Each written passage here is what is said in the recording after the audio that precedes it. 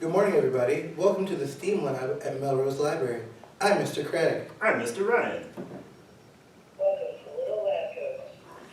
Today, we're going to work on DIY lava lamps at home.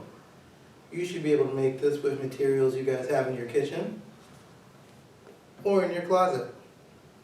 To start off our experiment, we're going to need vegetable oil, seltzer water, optional, regular water, Alka-Seltzer tablets, and food coloring. To begin, you start by pouring the vegetable oil in the bottle.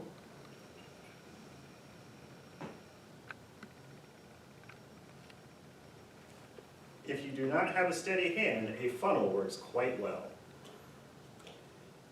Next, we're going to pour the water in with the vegetable oil.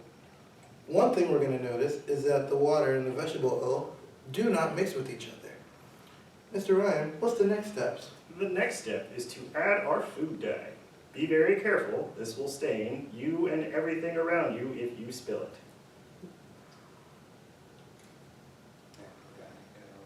One, two.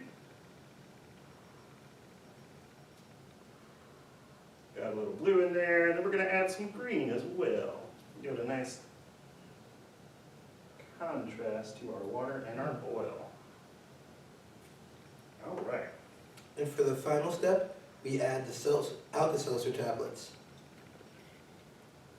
Now you might start wondering to yourself, why is it separating?